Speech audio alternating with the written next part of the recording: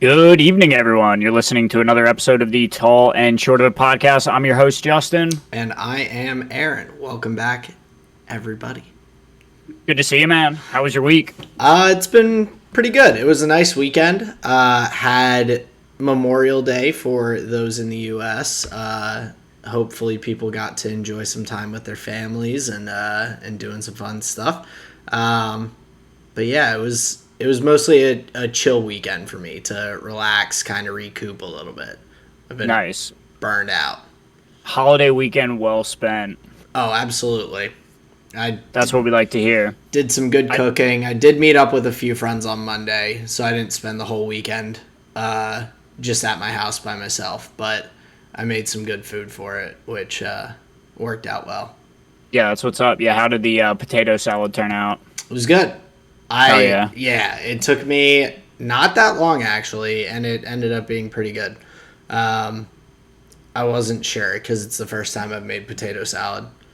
But not bad. People liked it. I was going to say, nobody was lying to you outright. I told everyone, and I tell everyone this anytime I make, like, foods for big events. I'm like, if you have any suggestions, let me know. I won't be offended. Because my thing is, I don't want anyone to ever be sitting there, like, eating whatever I cooked or whatever and just, like, doing it for me to, like, make me feel okay about the fact that I spent time doing it. Like, if I'm making food, I want it to be good. So if it's not good, then, like, the next time I'll make sure it is good. So I need, and without me getting that feedback from people, I can't, like, improve unless I just taste something and I'm like, ugh. But even then, like, you would have to be shown, like, a reason why it tasted bad or know why it tasted bad or, like, funky, right? Like, just because you're like, that doesn't taste quite good, you may not know what the answer is then, but somebody may say, like, oh, did you put curcumin in here? And you'll be like, oh, yeah. And they'll be like, less curcumin or whatever. Yeah. So with that, like, or even if they don't, if they're like, oh, this is a little too spicy, salty, like, whatever, those things, I can be like, all right, I'll, like, tone it back a little. So. Yeah, those are definitely good notes. So getting into it, Aaron, let's start off. What is your rose, thorn, and seed for this Wednesday evening?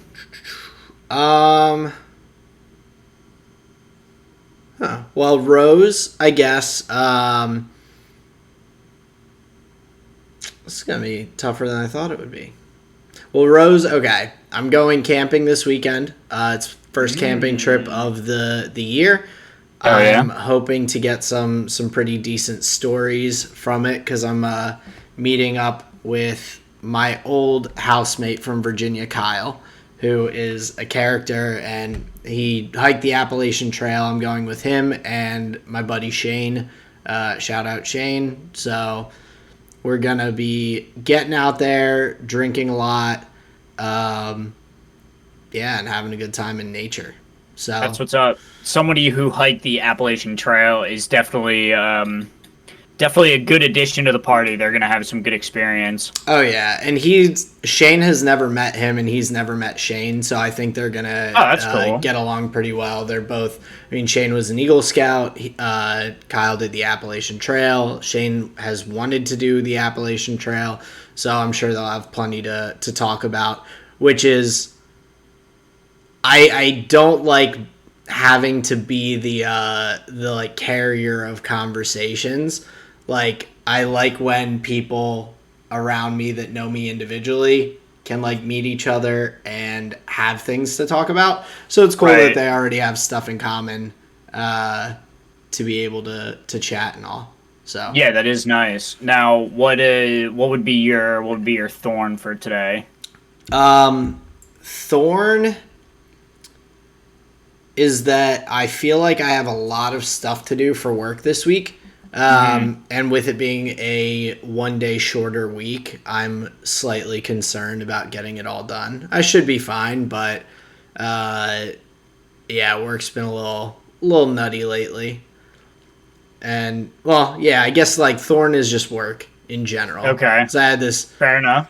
Had these... I won't say any mean words about them, but pretty rude people who I had to deal with today who were moving into an apartment. And so, Ooh. honest, like, not a side note because it relates to this, but like, when you're a grown adult person, I don't care if you are working, if you are in college, if you have a trust fund, like, whatever. But, like, your mom and dad don't need to fucking fight your battles for you when you're a grown-ass person. Like, right. These people, they had called ahead and been like, hey, we're moving in. We want to ship some things to the property ahead of time. Like, is that cool? We're like, yeah, it's cool. And we had already gone out of our way to accommodate these people with, like, changing the move-in date, like, doing stuff really crazy quick to, like, working people overtime basically to get stuff ready for them because they wanted it like super short notice kind of thing. Right. Okay. And so like they get there earlier than they said they would, are upset that we're still touching up things in the place for them.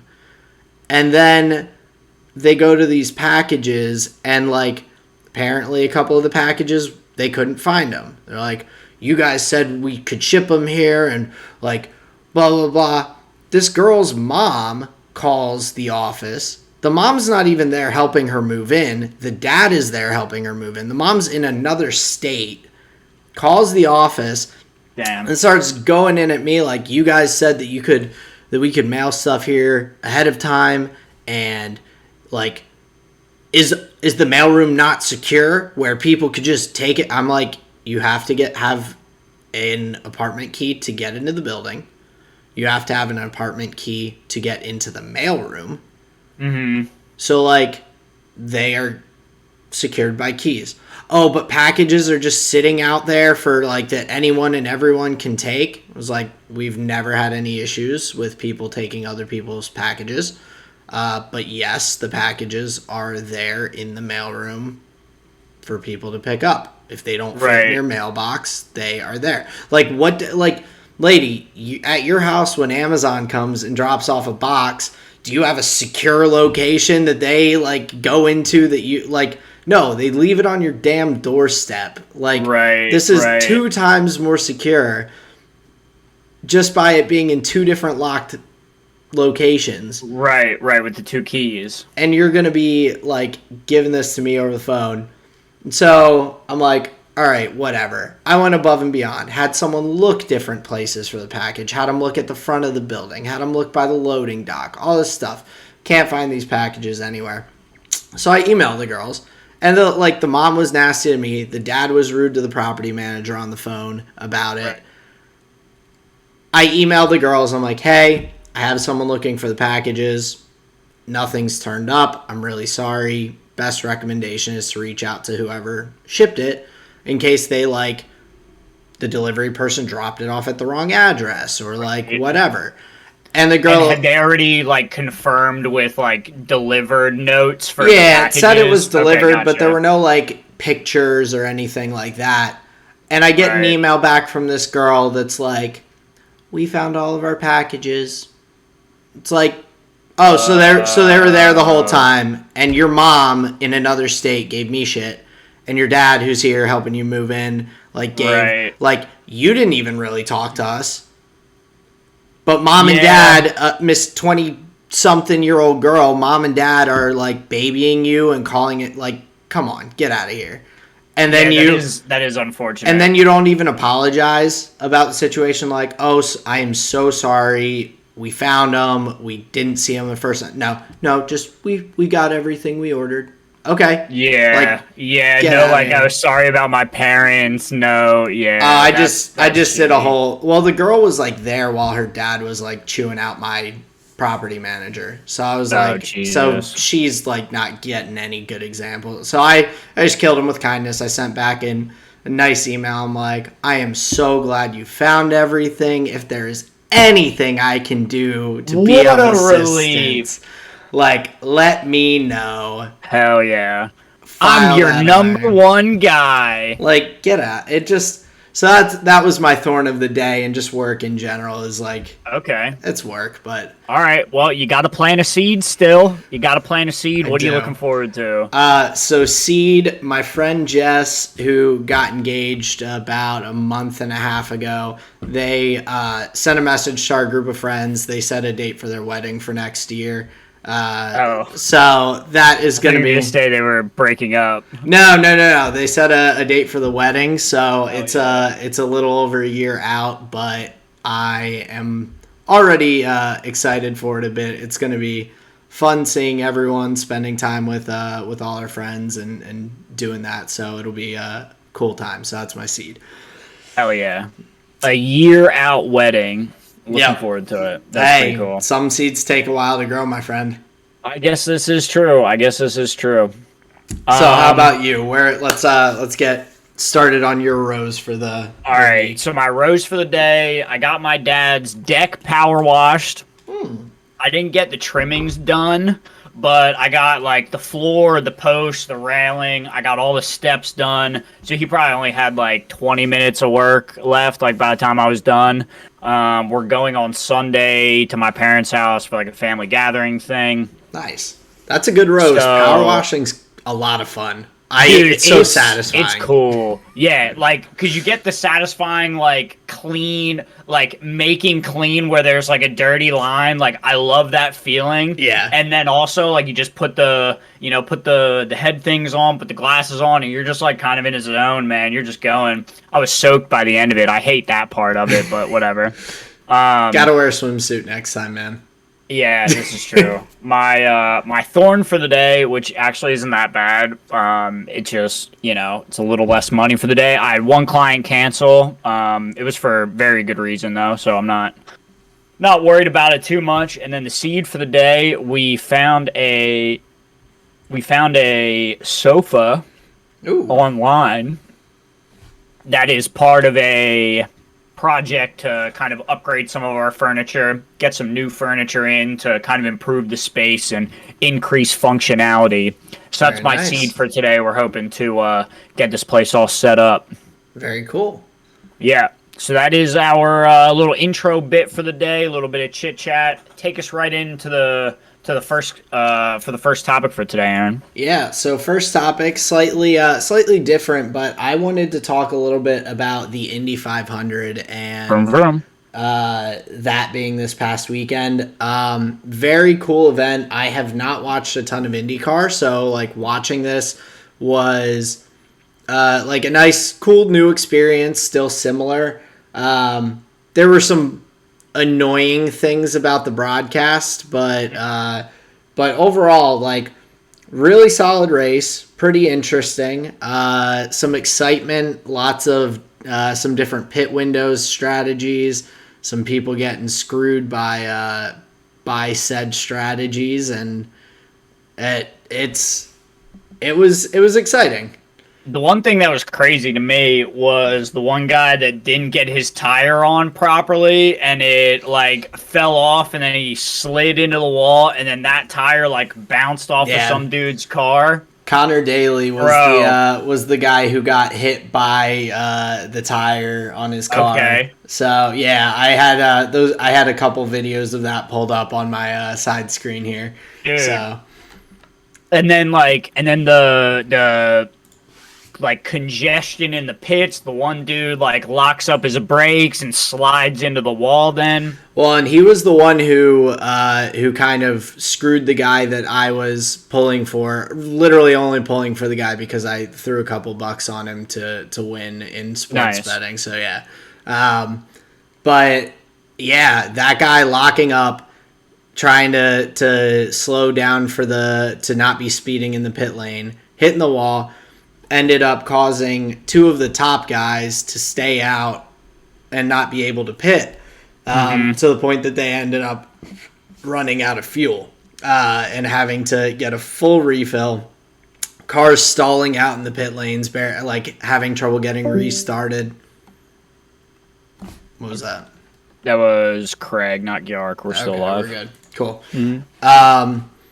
So yeah, we had some excitement mixing up of the race.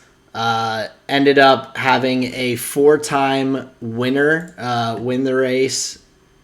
And yeah, like overall pretty fun. My main issues, I guess, with the broadcast, though, to like get into that a little bit more, which is something that I really like. Yeah, because we don't know anything about IndyCar. Like, we're not going to be analysts here. No. Or we don't know anything about IndyCar. What did I say? You said I IndyCar. said F1. No, you said IndyCar. Okay, well, that's good.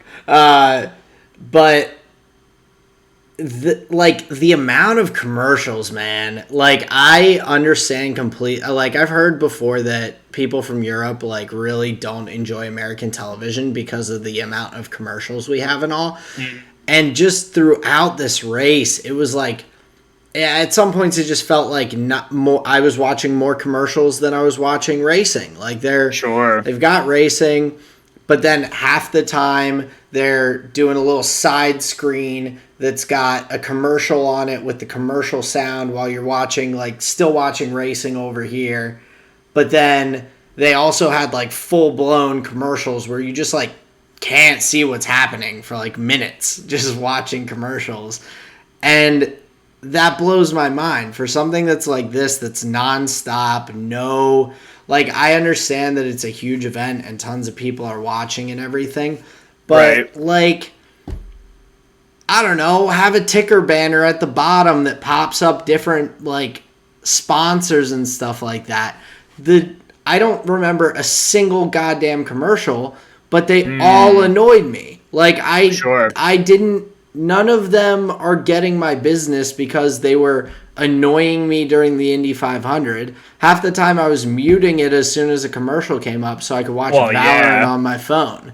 Like, so there's definitely some work they could do with that, with the broadcast, I think, to reduce that. And then along with the one thing I mentioned to you that they had, since it was on NBC, they had Mike Tirico commentating with Danica Patrick. And it's like, great. Danica Patrick, racer, former NASCAR driver. She knows her stuff about these, especially being a circle track race. Like, she knows what she's talking about.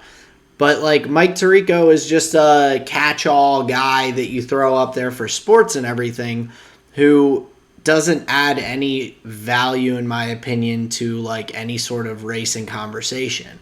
Like, I would have liked to see more commentary from people who are knowledgeable about racing. Like, there are plenty of people that are knowledgeable about racing and can still be relatable to a large audience. Like, we see it in F1 all the time. Those guys are great commentators, announcers, analysts, and personable and entertaining. Like, they're not, like, they do it all. And, like, this was just kind of Well, and they're even able to break it down for viewers who maybe aren't as familiar, maybe explain this and talk a little bit about that. Know that, mentioning this thing here, people may not know about, so they'll explain it a little bit more.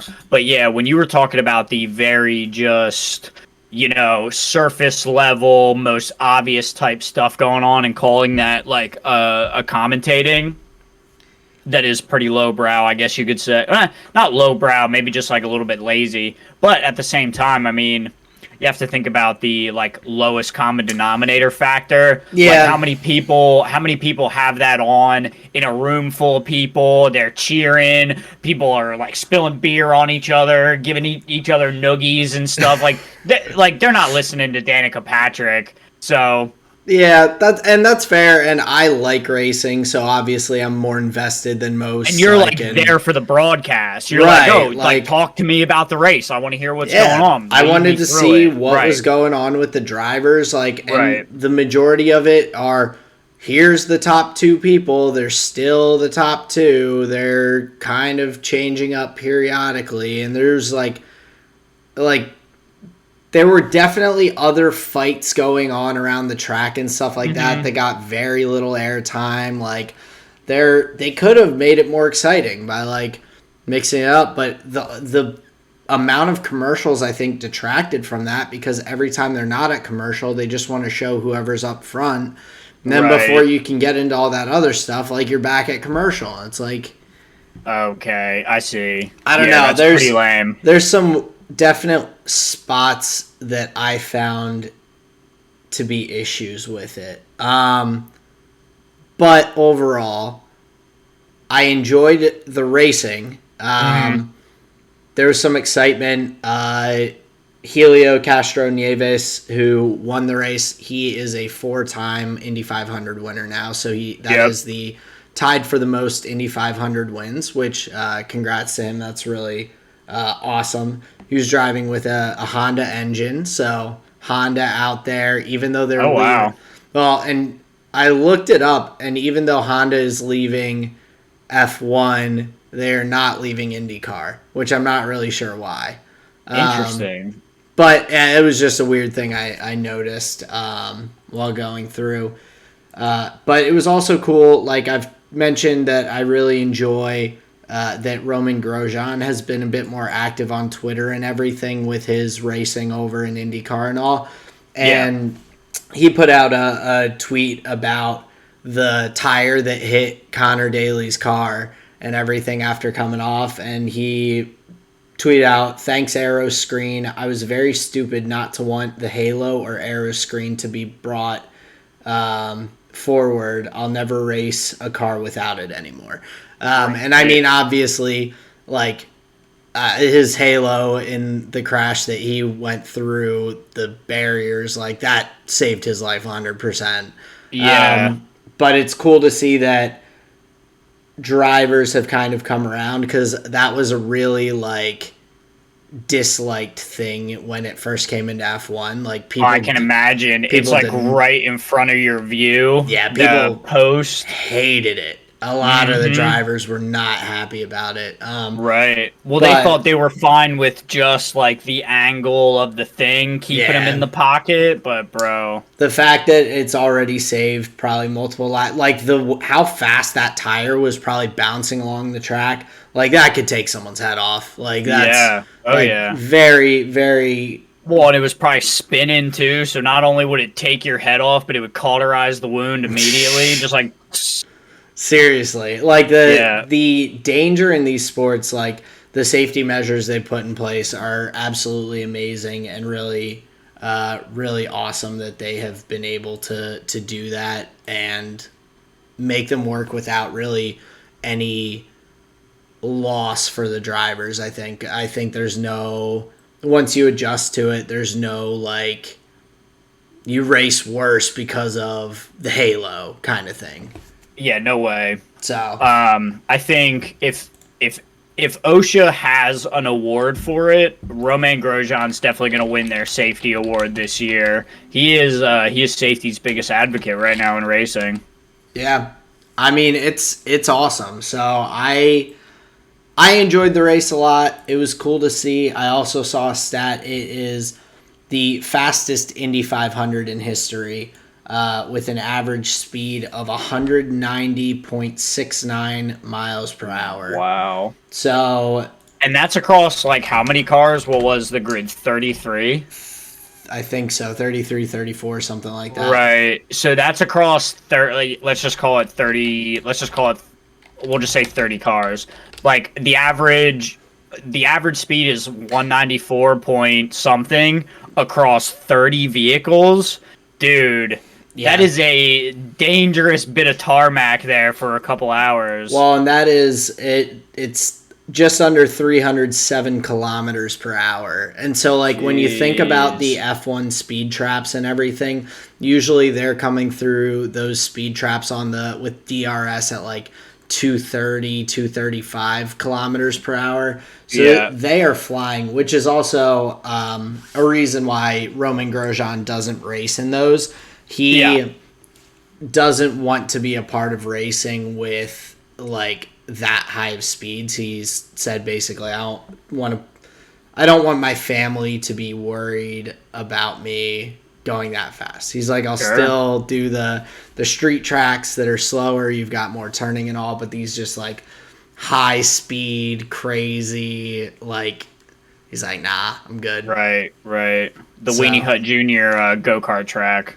Yeah, like I do not blame him. Like I can't even imagine. Like I've gone Well, on. and the Indy cars have like they're smaller, they weigh less, and dude, the Very way low they aero. like, well, yeah, and the way they got pushed into the walls, it looks like they were just like little balsa wood flyers ready to just Oh yeah. blow away in the wind, man. So Sorry, yeah, quite dangerous. I misspoke. Very, very little downforce. So there's Yes. not a lot holding them to the track. Not aero. Right. But part of the aero. But yeah, very, Well, very little it downforce. would be part of the aero package because they talked about it during the race, where it's the small wings that they have don't force the car downward as much, which allows them to hit those high speeds, not lose.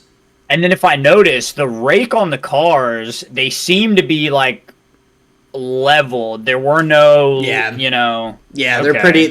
Because it's a banked track, so like they don't need to have any sort of like it's like rake up like for that. Yeah. It's just about staying fast, like. No, I gotcha. As little wind resistance and whatnot as possible. So.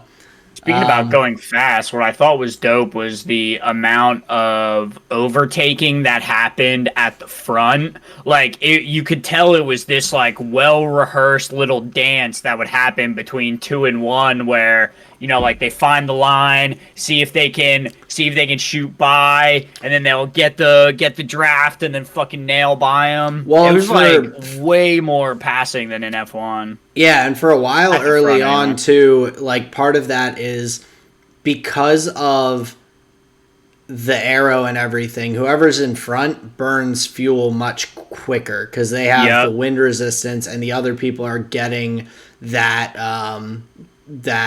like, in the pocket right behind them, like, not breaking through that, so they can conserve fuel.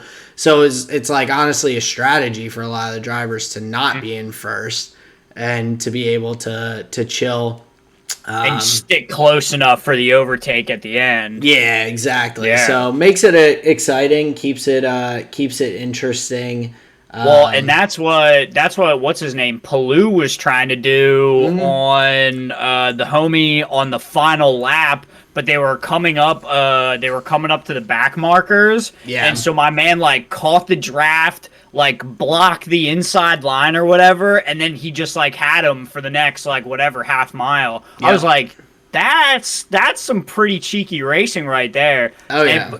But like you were saying, they were setting it up for a couple laps where it's like, okay, he's gonna have one last shot to go for it, and it is, man. I was like, oh, this is pretty cool stuff, dude. Yeah, like it definitely makes me want to watch IndyCar a little bit more. I think obviously I want to see the street circuits a bit or street style tracks because I want to see Grosjean race again, man. Yeah, for sure. He's so good too. Like it's hard to see from anyone who's a recent F1 fan.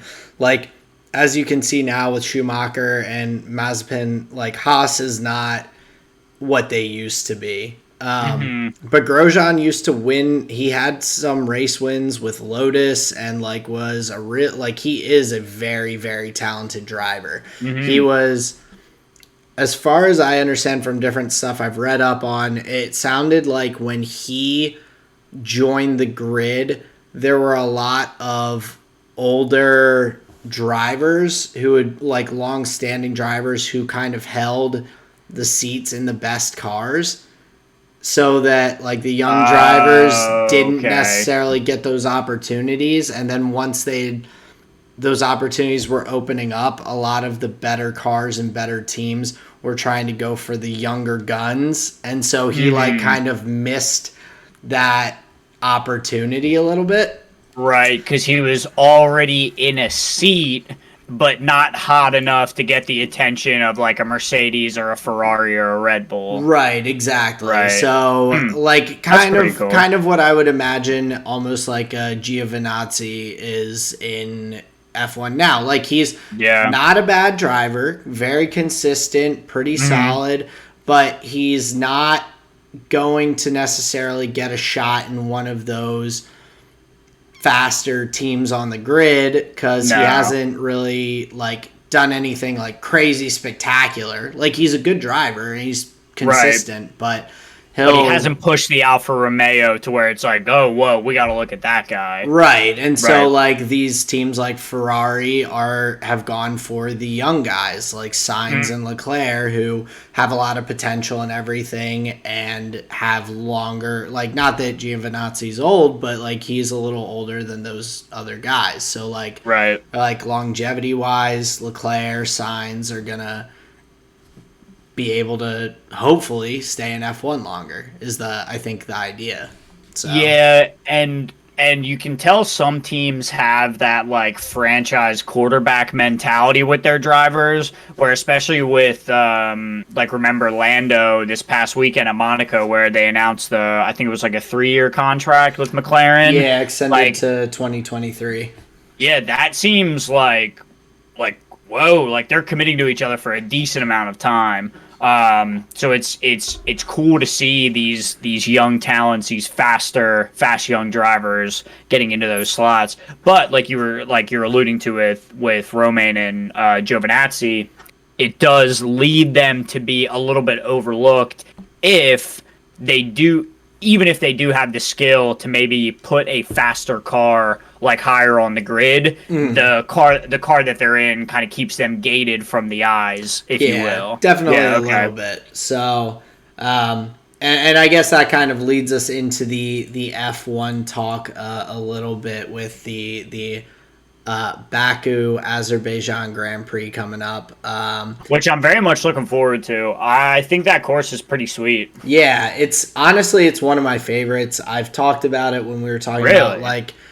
I just think it's really cool looking. Like, I'm not my favorite. It's like a Big Dipper looking. Yeah, not my favorite in terms of, like, I guess the racing, even though I think there is good potential for good racing on it, more so than Monaco.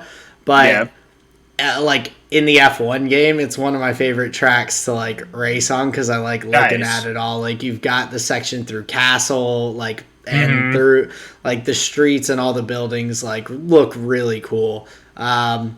So I'm excited for that.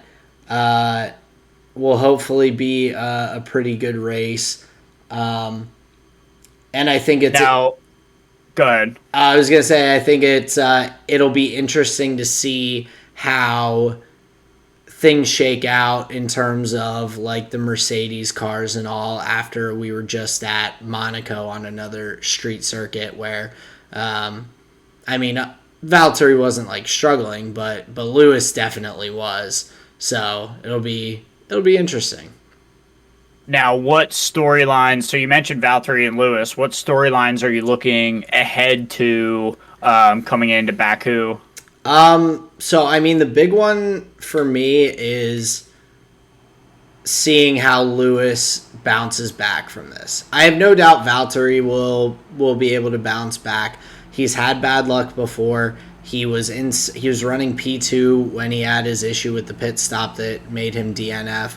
Like, he performed well in qualifying. I have no doubts in him being able to put himself in a good spot for qualies and hopefully have a good race. Lewis has kind of struggled a little bit in qualifying lately, and like not super badly, but throughout the season, I think he's been out qualified a couple different times by Valtteri, but hasn't finished behind him in the races. So I'm interested to see, like, does Lewis, like, why is his qualifying behind Valtteri, but he's still like winning in the longer runs on the track? Like, what is missing there for his qualifying that put him in P7 for Monaco and then left him in P7 at the end of the race? Like, right. I mean, well, if we're taking what Mercedes said at face value, then it was a tire warming issue.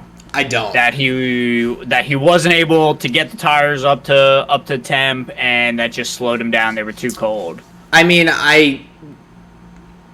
everyone's dealing with a lot of that. They have different setups, but like that's something that you should be figuring out during your FP1, FP2 qualies, like by race day, you've had a number of times to figure out a setup that hopefully will keep your tires in the right temperatures and things like that for the race. Like, Sure. everyone else was dealing with the same temperatures and everything on the track, so that seems more of a team issue than it does a Lewis issue to me.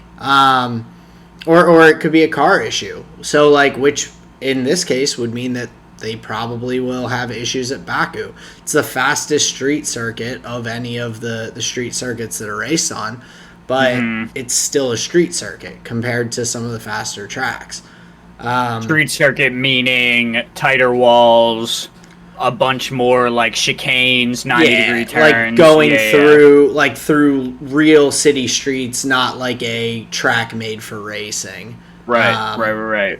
Streets that are turned into a track for racing. So I think that'll be interesting to see, because Mercedes has also, like, Toto came out in an interview and basically was like, I think a lot of that stuff that they say are just head games. People are trying to, like, get in each other's head, lull them into a false sense of security, because he was saying, Red Bull, like, this is where we want to be. It's easier to be the hunter than the hunted. It's easier to be so it's easier now that Lewis is behind, like, it'll be easier, less pressure or whatever. Right. And saying stuff like that, and how he's like, well, Max has made some mistakes throughout this season. Like, yeah, he's leading in the standings, but, like, he hasn't been out qualifying us every race, and they have the better car. Like, Toto said that, and it's like, man, I don't know. Like, I think it's been a little bit of a mix. I think you guys are pretty much on even footing, and Max is performing really well. Like, it seemed like a bunch of just kind of talk to I don't know, like, bunch of hot air. Try and get into Red Bull's head or anything, like, like, your guy isn't getting the most out of his car every week like he should be, so watch out. Right. And I don't know. Well, it is all about the drama, isn't it? You know? It's great for Netflix. It's great for Netflix, man. That's true. But yeah, I mean, I think that I felt like Lewis had more going on in his head this past race than Max did. Max's biggest concern was getting his podium, his first Monaco win interview hijacked, where Lewis's was just, like, freaking out throughout the race about pit strategies. So right. Well, and he was complaining about seeing the ass end of what was that? An AlphaTauri in front of him. Couldn't get by Gasly. Yeah, that was a big shame. Big shame. Well, this isn't, like, Monaco related or even Lewis related at all. But speaking of AlphaTauri, did you see they're moving Yuki Tsunoda, like, closer to, I guess, everything, instead of, like, keeping him wherever he is now? I guess he, like, lived in Japan. Or I did something. Not know that. Yeah, they're, like, moving him closer to home base, so he doesn't have to, like, travel as far, and he can get more time in the sims and more time just, like, learning how to be an F1 driver. Good. I think that, like, I don't know, man. I think that that's what you have to do. Don't care what you do during the off season. Live in Japan with your family, your friends, everything. Like, I get that. Like, it's not easy, but at the same time, professional athletes, it is a sacrifice of the trade. When you're a professional athlete, you could be playing for the Philadelphia Phillies one day and get traded to Los Angeles the next day and have to pack up on a flight, your girlfriend, your wife, kid, whatever, like, your dog, uproot your entire life to the other side of the country where you know literally nobody, and just do it, and you're there. Like, Well, for the person playing basketball, that wouldn't be too bad, but it's the other person that gets uprooted. You know, like, you're just out playing ball all day. You don't care. But it's your wife that, like, doesn't know anybody. Yeah, and I mean, for that, it's definitely tough, but, like, they make the sacrifices because they're professional athletes. They're getting paid to. They make big bucks. Mans is even though he's getting paid, like, one of the lower ends of the salaries for F1 racers, making, like, $400K a year. Still a lot of money, and also I guarantee that AlphaTauri is paying for his accommodations to live closer. Oh, yeah. Like, it's not like he's having to go apartment hunting and like whatever. Like, Mans is set up probably in a nice ass place and just needs to keep focusing on his racing. He's a good driver, and if he wants to be a long-term driver in F1, that's just what you got to do. Yeah.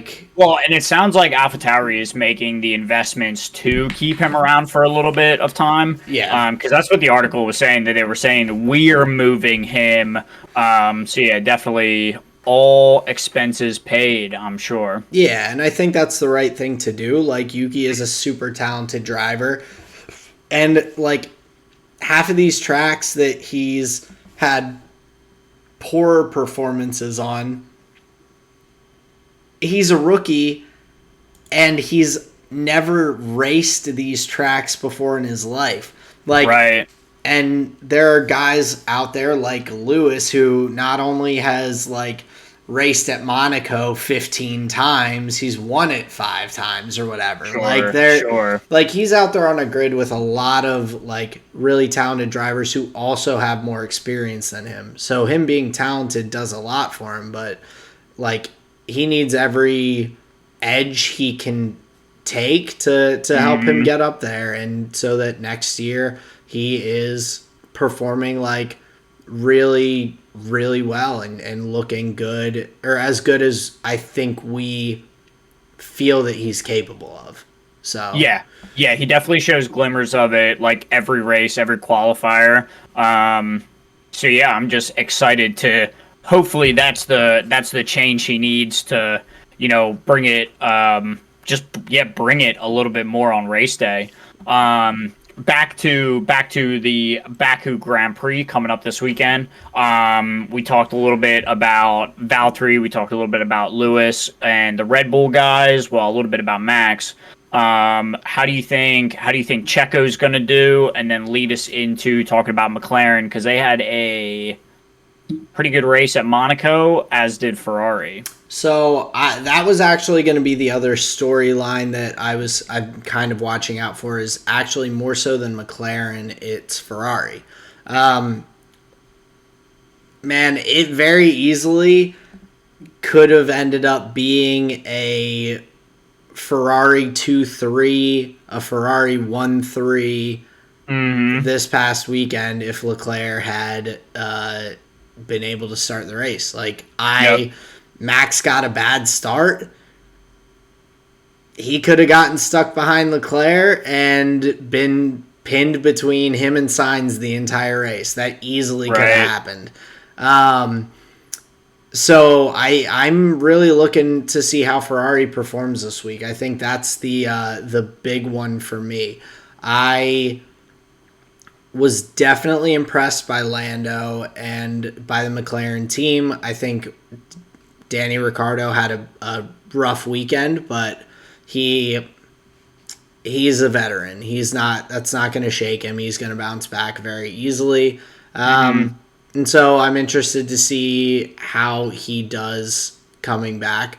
Checo, like, I'm happy with him. I think he's performing well enough for Red Bull. He's getting closer and closer each time. Like, finished P4 this past race.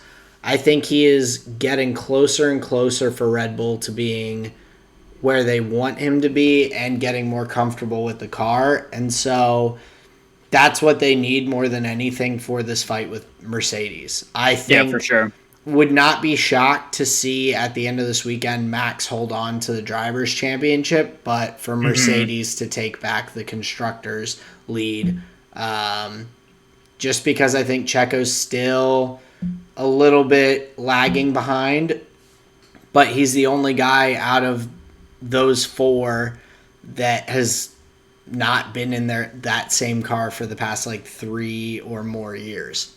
So, well, they're in the same constructor's car, but like they're all different, like from year to year. they are, but like you still like going from driving a car with like high rake to low rake or vice versa, or the different like gotcha. aero Okay. packages and stuff like that, it definitely affects it. And so like, Gotcha. and I mean, Checo, it's his first year working with the Red Bull team. Like, I mean, Valtteri and Lewis have had their same like pit crew guys for multiple years. Same with Max. Yeah. Like, there's lots of little things, and I feel like in F1, when you're working with fractions of seconds where they're timing your qualies down to the thousandth of a second, and sometimes you still have ties between guys on those laps, like Right.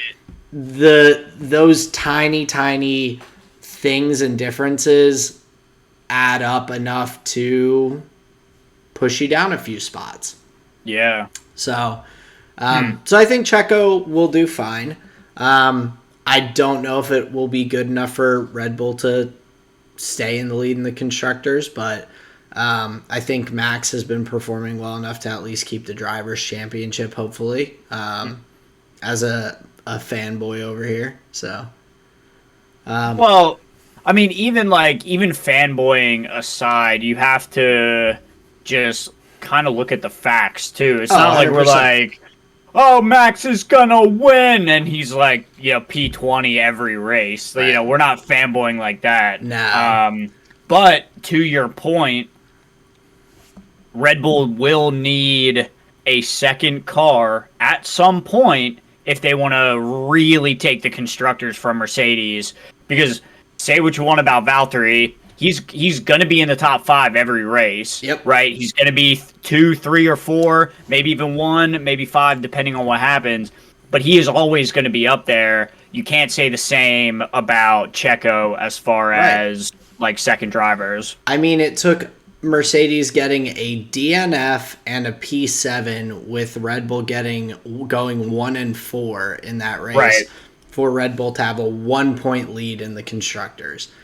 It's tight. It is early though. It is. It is early and it's tight. It's very tight, and it's a tighter competition than I think most people expected it to be, which is exciting. So I'm all for it. I just, not that I don't trust Checo, I just don't think that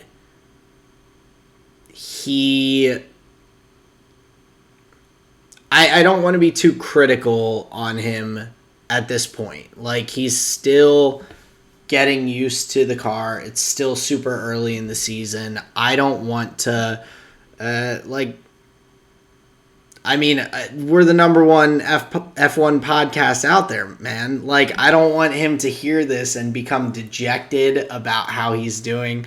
I think he's racing very well, and well enough to easily keep that seat. Like, I don't think, like in past years with Alex and Pierre, there's any concerns about him losing that seat after this year. He's driving well. Not yet. Just not quite there to where he can be where the second car for Red Bull needs to be. Like 100% of the time. Right. Like, Max and Christian are, it's them trying to find somebody that can, like, keep up. Like, those two are right here, and they're, like, really pushing, and they just can't get somebody to be up there with them and really take it home. They need their third musketeer, dude. Yeah, I think Checo could be that guy. I'm excited to see how he keeps performing throughout the season. A solid P4 finish was nice to see this past race. I keep saying past week. So it was a little while ago. Yeah, a little while ago, past race. But yeah, I think with it being another street circuit, it'll be interesting to see what holy cow, multiple wrong names, Ferrari and McLaren, to see how they perform, since they seem to handle that pretty well in Monaco. Well, and just excited to see Ferrari, like, I mean, sound like a broken record, everybody's saying this, but like, it's just nice to see that Ferrari is back at the top of the board again, because I know they were a favorite organization, so it's good to see them with a racy car, a couple of racy drivers, with Carlos Sainz and Charles Leclerc. It's just a shame Charles didn't start at Monaco. But looking ahead to Baku, using that data, we can hope that the Ferrari will be fast on those castle streets. Yeah, I think so. And I mean, looking back to a couple years ago, the last time they raced at Baku, I mean, top five were, or I'll go to, actually, like, the top racers are the guys who are on the top teams right now. Like, it was Valtteri, Lewis, Seb Vettel came third, Verstappen fourth, Leclerc fifth, Perez sixth, Sainz seventh, Norris eighth. Like, those are all guys who and Seb raced really well at Monaco, but other than Seb, all those guys are like up. That's like your top racers in the driver's standings. Like, yeah.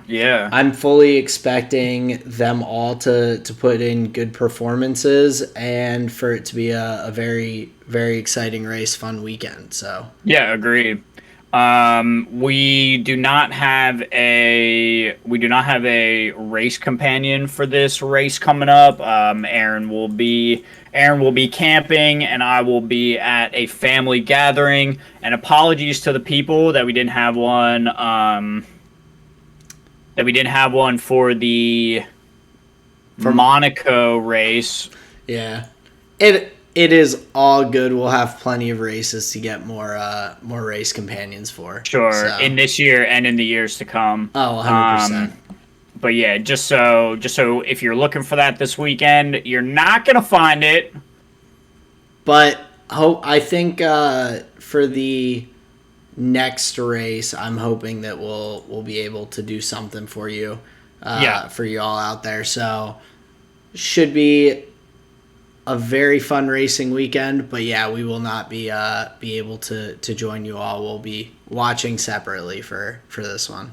Watching separately, we can be sure that Will Buxton and all the beautiful faces on the F1 broadcast team will take care of you. I'm just looking forward to the end of the race for some solid David Coulthard interviews.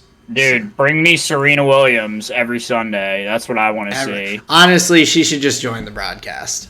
I think she should. She was a great flag waver. Great flag waver. See, I think the problem, they should have just put the flag, like, attached it to a tennis racket, and then it would have just been, like, whipping like crazy out there.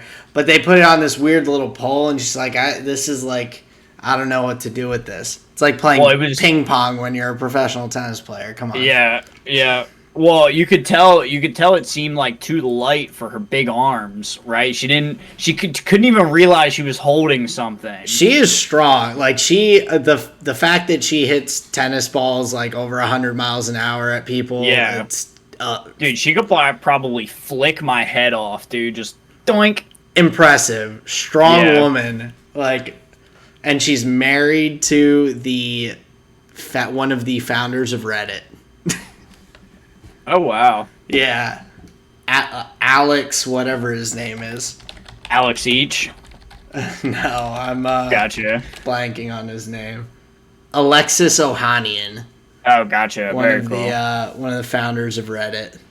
Gotcha. r/neckbeard things. Exactly. And he's married to a crazy successful tennis champion. So yeah, she's got mad wins, mad victories. Yes. But yeah, so hopefully no more podium interviews like that. That was horrendous. I'm hoping, man. That was rough. But fun racing weekend coming up. Yeah. Talking about other winners, I know we wanted to talk a little bit about the Valorant Masters. Yeah, and this is like a little bit out of our wheelhouse. Well, not really. We play the game. We enjoy esports. We enjoy competition. Overall, now full disclosure, we didn't watch the full tournament. We're not claiming to be experts. This is just a layman's view, just like a casual fan of the game watching pros play. Aaron, what were your just like initial thoughts? Any takes that stood out? How'd it hit you? Nay. Nay. I that was after the letdown a little bit that was Cloud9 in MSI and not progressing to the semifinal. No. It can only be a letdown if like they're expected to get that far. They were an outside shot to make the semis, but no, it was a really good tournament from all the matches that I watched. It was extremely impressive how Sentinels, the North American team, just ran through it. And like, not to say that they didn't have any close matches, but they didn't drop a game throughout the entire tournament. Like, they 2-0'd Fnatic, then they 2-0'd Team Vikings, then they 2-0'd New Turn, and then they 3-0'd Fnatic again in the finals. Like, they didn't drop a single map. Fuck, that's right. They didn't drop a map in the tournament. That's pretty impressive. That's disgusting. And this is Valorant's first international LAN. So, from like a storyline standpoint, Sentinels kind of like stamped their logo on this one. Yeah, like wildly impressive. We had a lot of really, really good teams there. It was really cool to see, and in my opinion, New Turn and how well they performed as a South Korean team. Because I know you mentioned it to me from the broadcast, but also just my knowledge of like FPS and shooter games. Like, Korea has never really been super into FPS games. Like, this is their... I would say Overwatch was kind of the first foray of Korea moving into that kind of realm a little bit. And that's still not even a real full shooter. A little bit more similar to Valorant than it is to like CSGO. Yeah, but there's... I see what you're saying. It's not like full FPS because some of the characters aren't necessarily like using guns. Like it's like a healing gun, right, or like throwing an axe or like putting up a shield or whatever. So it's a first-person game with like shooter elements, right? But it's still like very much a mix between something like League and a shooter more than Valorant is. Like, Valorant is a shooter first and foremost, but you do have like different... It's kind of like a FPS with class setups where each class has a different like tacticals and different things like that. I'd say that would be more what Valorant is akin to than like Overwatch or like League. So, speaking of like the heroes, the characters that they picked, was there a champion well, let's call them by the names, agent? Which agent did you enjoy the most? Which one did you think seemed the most impactful for the pro matches? Sova. Yeah. It's like he's just such a huge character in terms of huge agent in terms of utility. You've got explosive shock darts basically that do some really good damage if you use them properly. You can really scout things out with your tracking arrows and everything as well. Your ult can be huge if you're trying to clear people off sites and things like that. Like, he is, I think, a very all-around character. But man, it was fun seeing some of these pros play things like Jet. Like, just when you have so much mobility and everything to reposition and to put yourself in really good spots, like that agent is just so versatile in that aspect as well. Like, you can Sova. Well, mobility lets you break ankles. It lets you get the big outplays, the highlight reel, like, yeah. oh, that's how you get them. And so those are the two that Sova, I think, was like the most impactful for me. But Jet was fun to watch, and I think the next most impactful one was honestly Astra.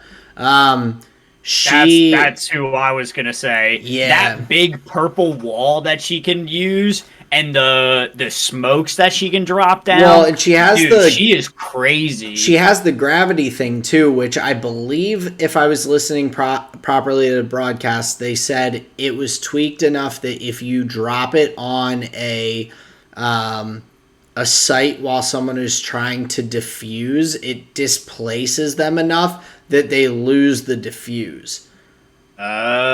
So, like, you have the black hole, I think is what her ability is called, that slightly displaces the other agents if they're in it. And, like, you could actually utilize that. I don't know if that happened at all or at any point to the point where it won a round, but apparently you can use it to actually move people enough that they have to stop diffusing and have to get back onto the site to do it. Right. Oh, dude, that's so cool. Because, there are a couple agents that have, like, really solid, they call it, like, post-plant tactics, like Viper and Brimstone. Yeah. They have the molly that they could shoot onto the spike. So there were a couple really insane Viper plays. I'm pretty sure it was New Turn.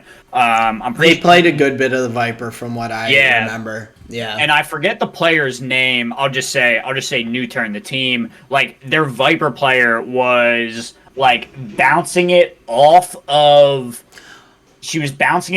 like icebox like crane things and like getting it to land like right on the molly and was stopping diffuses. I was like, bro, that's just so next level. So seeing them use agents in that way was just like, oh, super impressive.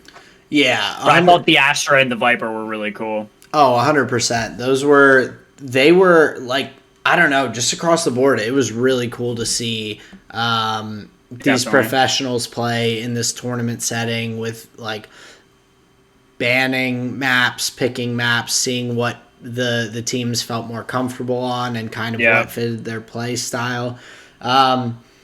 Also, like, pretty cool to see there were, and this is I guess, common thing in, at least in the CSGO, but there were two Brazilian teams that were pretty solid that made it to the tournament, which was like Brazil has been very good at CSGO for a while, and they have some awesome fans. So I think it's cool to see them performing really well in Valorant to make it to these tournaments as well, to like give some excitement into that scene as well. So yeah. Well, and I love being a part of like international communities. Like, I know I don't interact with anybody from Brazil. I don't interact with anybody from Korea, but it's fun to know throughout the year that there's these other regions competing, and at the end of the year, we're all gonna meet at one location and see who's the best. It has given me an avenue to feel a little bit of that, not national pride, but like, a little bit of team pride. So yeah, I think that is dope for Brazil that they had not just one but two teams come that were putting up some big numbers. Definitely. And like it's cool to see the excitement that is around Valorant just as a whole. I mean, we had the first map of Sentinels Fnatic in the grand finals peaked at over 1 million concurrent viewers. That's Which amazing. It's a Valorant match record in terms of concurrent viewership, but it is just incredible to see that. And That's a lot of people. and the other thing was only a third of the concurrent viewers were from official Valorant streams from like Riot or Riot like streams Right. like that.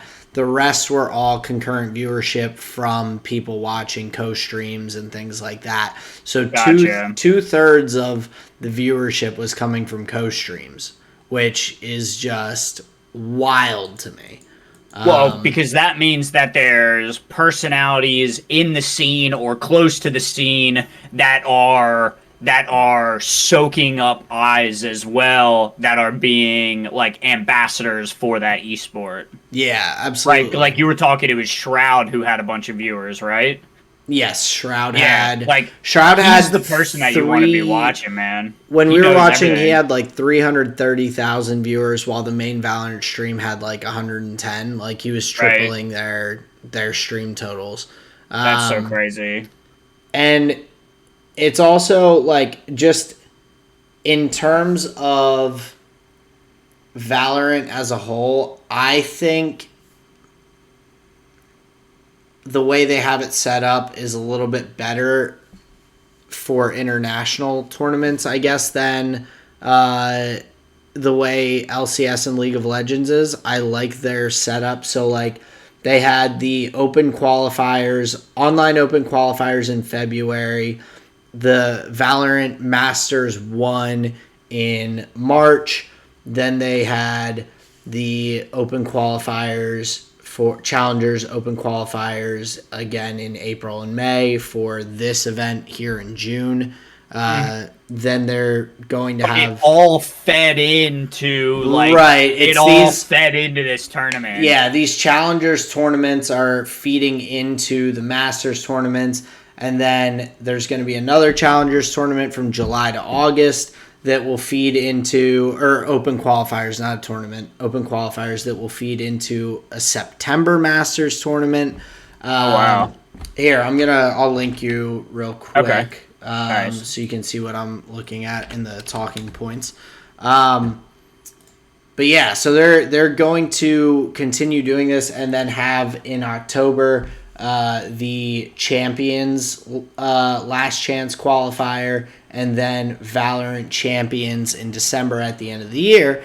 That is going to be kind of the crowning. That's like going to be their worlds. It will be their crowning of a global champion, like the world's tournaments do. Oh, dude, that's sick. So this looks really good. And I'm pretty sure it's like, I think there is a point system of some sort. I haven't fully looked into it, but I really like the way that they're doing it. Like the structure of, you can have an open qualifier, like you, me, and some people could throw together a team and get our asses kicked in an open qualifier to the Valorant Masters. Right. And like there are, I don't know, dude. My Cypher carry us. But yeah, it's cool. Like the Challengers is like regional, then you get the top teams. Like, but the fact that you get the top teams from each region together 3 different times before you even get to their like worlds is really, really cool to me. Like that doesn't happen in a lot of, well, it doesn't happen in League. It happens in a lot of other games. But I wish that League had a more similar structure to that, I guess. Yeah, I would tend to agree. In some senses. I think it's really cool seeing the international play. Like, New Turn was really unexpected to be as good as they were, being a Korean team, and I think they really got a lot of eyes on the Korean scene just by how well they performed in this tournament, which most people, if you are like myself and just vaguely know about the history of Korea and FPS games, wouldn't expect them to do much of anything. So, right. But I think New Turn was consistently playing up to the level of their opponents. Like I think they gave Sentinels a great 2 games, and they also gave Fnatic. I think they played a best of 3 against Fnatic. They did, and they took it to all 3. Yeah. So that was they were getting better at, like, it felt like they were getting better each map that they played, and once they dropped the Yoru pick, then they looked just as good as Fnatic or Sentinels, honestly. Yeah. And so I guess getting to Fnatic and Sentinels, talk to me a little bit about the finals and what you like. What did you enjoy about it? Like, what was interesting about it? How'd you feel at the end of watching that? Well, it was. Well, I'll say it like this: it was very reminiscent of Rocks Tigers versus SK Telecom in the grand finals of, what was that, like the 2015 Worlds, I think it was. 2014. It was 2014 Worlds, I'm pretty sure. Rocks SKT was... Yeah, with Prey, Gorilla, Peanut. Wasn't that semis? That, like, I know I saw Rocks play SKT in semis at Madison Square Garden, but I don't remember. They played him in a final, too. They did in a final, too? Yeah. Either way, if it's the match that I'm thinking of, it's when yeah, 2016. Yeah. 2016. Oh, wait, 2016 Worlds semifinal. Are you talking about LCK or Worlds? I'm pretty sure it was Worlds, and it was when Rocks was, and what it was the Rocks Tigers, not the Coup Tigers or the GE Tigers. Yeah, so that was semifinals Worlds 2016. So that was, and it was 3-1 to SKT, right? 3-2. 3-2. Okay, so the series was even different. So basically, the comparison I wanted to make was that history will be very kind to Sentinels the farther and farther we get away from the tournament.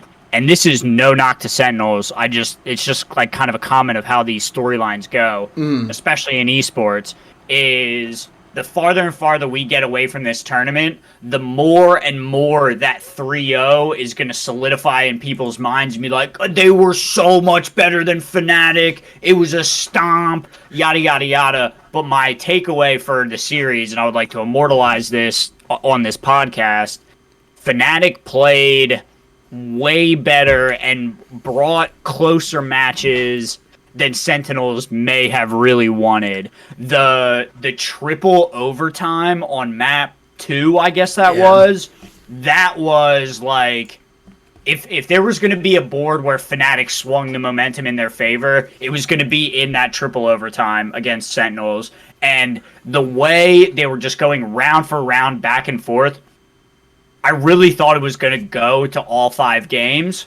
So I say that to say that Fnatic played a much closer series than the 3-0 would lead you to believe. Oh, 100%. And I mean, just looking at it here, I pulled up the map final scores. So game 1 on Split, it went to overtime, and Sentinels won 14-12. Game 2 on Bind, it went to 16-14, so it hit that 3 OT point. And now remember, Bind is everybody's like OG. I'm pretty sure that was one of the first boards in the game. I'm pretty sure as well. Everybody's gonna have the most time on it, which I think is why both teams seem so comfortable on it, and were able to consistently take T rounds as well. Yeah, and it was. Continue, but I'm putting a pin in that thought. Continue. Oh, no. And that was one of those things, like, so if you look at on bind T side, I believe went, if I'm looking at this, 12. Actually, it looks like it might have been pretty even. I think it might have been, or no, I think it was 16-8 for T side. Wow. Okay. So everybody was getting their wins on T side, really. 16-8, and that was in so both teams went 8-4 on T side during their sides before the that's overtime. Crazy. Because if you would have asked me before a tournament like this, what is easier in these games, I would easily say defense. I would easily say CT side, which is counter-terrorists. Yeah, but I would have agreed. Continually, these teams were getting spike plants and, just aces. Well, not aces, but like team kills to take these T rounds. And that was really cool. But I guess, that's what, separates the pros from the nos.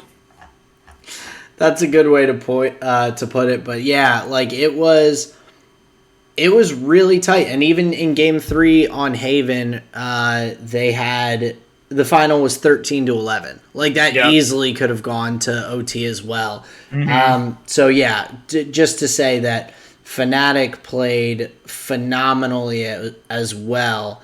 In that best of 5 matchup, but even so, like Sentinels had that undefeated run, but even in the first matchup between Sentinels and Fnatic that they had early on in round 1 of the upper bracket, which Fnatic had to play through a play-in just to get into the bracket for this tournament. Sentinels won 13-11 on Icebox in the first map of that, and 13-10 on Haven in the second map of that. Right. So they were sends Fnatic to the losers bracket, and so Fnatic was in, like, they were so close in all of those maps against Sentinels. In the losers bracket, they did not lose a map until they were up against New Turn. They went 2-0 against X10 Esports, 2-0 against Version 1, 2-0 against Team Liquid, and then 2-1 against New Turn to make it back to the grand finals. Which was just insane. They just went on a tear. I love a run like that. I love a run like that. Get knocked out by the team that you're going to be looking at in the finals, beat all these other squads to get back into that same position. Oh, dude, like that's sick to me, bro. Well, that's like the old gauntlet runs in LCS. Yeah, and they have some phenomenal players on that team. Like, I can't even, like, I mean, Boaster, Doma, Mystic, Durka, and Magnum. Like, I was about to just be like, oh, Boaster and Mystic were, like, fucking wild. But then I was, like, just looking at every name, and I'm like, yo, but he played so well, too, and Durka had some really nice, like, they're a solid team. And so they were really fun to watch, too. So what was crazy about Boaster was it seemed like, anyway, I'm, like, whatever. It seemed like he was their lurker player, which when the terrorist squad, like, either gets a plant or they know they're committing to a site, then the lurker, like, wraps around to, like, kind of get a pinch on him or, like, find a behind angle. And consistently Boaster was just, like, getting behind him, tapping, like, both of their carry players, getting the spike drop. Like, he was so huge in the, like, rotation and the post-plant plays. Like, watching him was amazing. I think he was my standout player for Fnatic because I didn't expect to see such highlight reel plays coming from the Brimstone player, who is, he has the combat stim and he drops the smokes and he's got the molly, so he's a very, like, versatile, like defensive, kind of cut Yeah. up the battlefield, and to see Boser just like getting all these kills, I was like, dude, this guy's insane. he was going off, and like he was, even though he was like my standout player for them too, I'm just looking at it, and there were MVP awards for each day of the tournament. Yeah. And out of the 7 days, Durka got 3. Out That's of epic. all the teams that were playing, like they picked one player that was wow. like the MVP of each day, and Durka got 3 out of 7 of those. Oh wow. Like, just wild. And yeah, they performed so well. Sentinels also, I mean, like, Sentinels is fun to watch. They're so just across the board clean, and some of the plays that some of their players just pulled off, like Tens is, I know everyone talks about Tens when you talk about Valorant, but the man is a freak. Like the flicks he had on people, just flicking and headshotting people, hitting people from just disgusting angles and movements, playing things like the jet and getting some really just like, he had some phenomenal play throughout. He would have like the op, like he would peek the angle, get the kill, and then just dash like right behind cover. Like, how many times did you see that guy do that with just insane accuracy? Like, he was killing it. Oh, it was wild. But I mean, to be fair, like, I know, you know, if anybody's doing a show about this Valorant tournament, obviously they're talking about Tens, but it goes to the thing of like, I just want to watch the greatest players do the thing that they're great at, and watching him pop off on the Reyna and the Jet was disgusting. Just like, it was so much fun. Like, you would think if that guy doesn't win the tournament, it'd be a shame. Like, he was easily the best in the server every time he was playing. Yeah, and like, whether he was top of the board or not, most talented guy, and like, he was insane. And like, this is amongst a lot of really, really good Valorant players. Arguably the best in the world, right? And he was making him look like, you know, like my favorite. It was my favorite line for League of Legends teams. Like, they made him look like children. They made him look like they never played the game before. You know, it's like men against boys. That's the go-to college phrase for like, when Alabama's football team plays some like small school, they're like men against boys. Well, because like Alabama's like front offensive linemen are all like 6'3", 290 pounds, and like the opposing and they're only like 18, and the opposing team's guys are like 6 foot, like 250, and it's just like the disparity is right. Tens makes that just very well known. But really fun watching that. I'm looking forward to, I'm gonna hopefully try and keep up a little bit with the challengers qualifiers, as well as they're leading up to the next Valorant Masters, just to like keep tabs on it, like watch when I have time. It's a fun game. I like watching it. And it seems like there's a lot. It seems like a complex game, at least complex enough. Like, there was a lot of good stuff to talk about on the analyst desk and in the commentator box as well. So I think there's going to be a lot of good stuff just to break down in the future, which is pretty sweet. I know I'm probably not going to care about like the qualifiers and whatnot, but definitely the main like Masters tournaments. We'll definitely be tuning in. Oh yeah, and not that we'll necessarily be talking about qualifiers. Just personally, I want to keep tabs because it looks, I mean, it's cool. Oh yeah, it's sweet.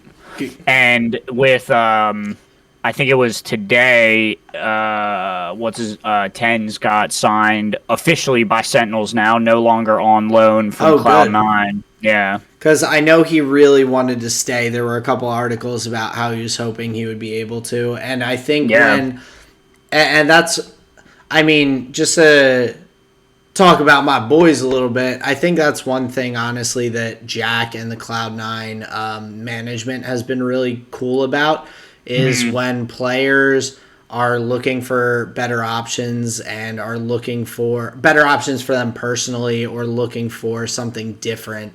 Right. Cloud9 doesn't hold people hostage in their contracts. They really seem to value the best for their people, and so allowing tens to go and everything, I think, is a pretty respectable thing.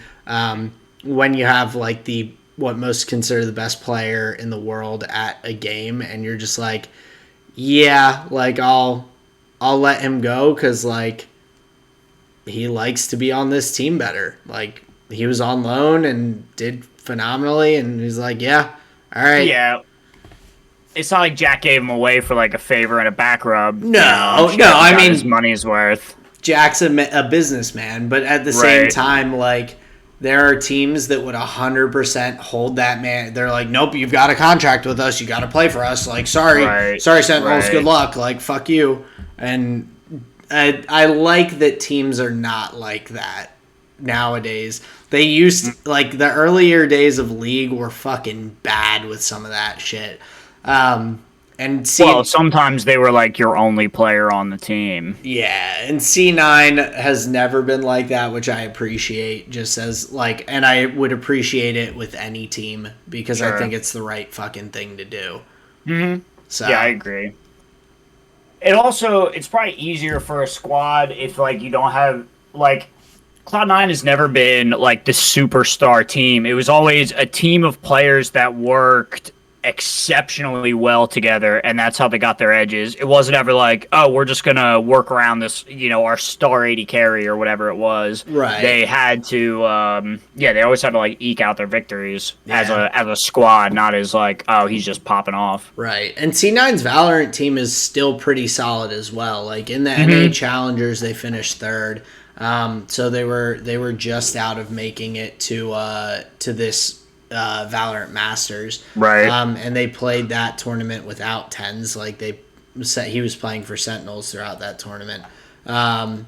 So he like even with that, C9 still has a solid team too. So I think they're also like, we click pretty well. So like, we can do it. We'll sell Tens' contract for a fuck ton of money.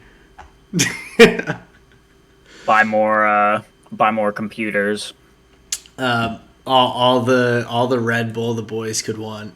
Yeah, for your Doritos Summer's Rift room. Exactly. Yeah. Leading Summer Rift?